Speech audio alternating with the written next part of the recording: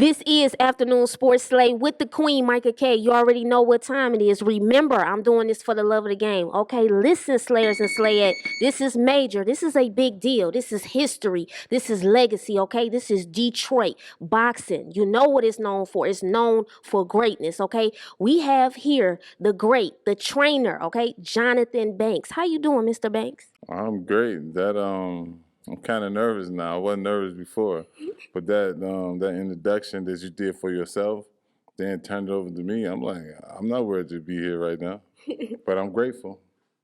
Uh, Absolutely, absolutely. Okay, so let's get right into it. I got to ask you this. What is some of the best advice or words of encouragement you have given to Cecilia Brækhus while she is training? Usually, when you got a world class caliber fighter training, whether they're male or female, only thing you look for is a world class caliber. It's not too much you got to say. It's just like you got to just let them know you're doing good. Let's keep going. And it seemed like to me that's more than enough to keep the wheels turning for the champion or for the fighter. So, Jonathan, we know that, Detroit has a rich history and connection with boxing. We know the Kronk name represents greatness and hard work. What does the name Kronk mean to you, and why did you want to become a Kronk fighter? Kronk was like it was like the Michael Jordan of boxing. That's what it was for me. You know what I'm saying? It's something like as a kid, everybody is one of them jackets everybody wanted to wear on their back. It was just the pair of boxing trunks everybody wanted on their legs. So because of the things that the late great Emmanuel Stewart did, and the fighters that he represented, him McKenty, the first Kronk champion, first Kronk world champion, then became Tommy Hearns, McCory. You had Jimmy Paul, you had Michael Moore, and so many others, countless others, you know. So it was a legacy. Like if you go follow somebody, it's like if someone from Henry Ford family, what if they start making pencils? Like no, you follow the legacy. Let's go to making cars, you know. And the Kronk legacy was boxing, you know. So following that legacy, you just like almost every day you fall in love with it all over again.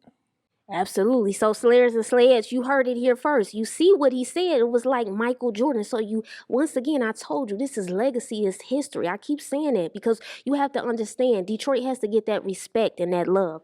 So Jonathan, I wanted to ask you, how old were you when you started boxing? I started boxing at 14 years old. This was approximately, I want to say July of '96. That's when I started boxing. Okay. So what was it like being trained by the great Emmanuel Stewart?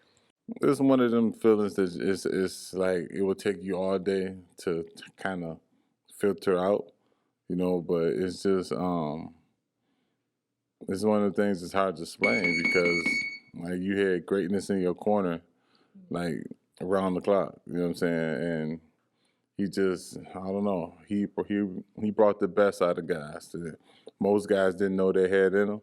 You know what I'm saying? But he brought the best out of guys, and that's a lot what he done for everybody he trained. You know, he found a way.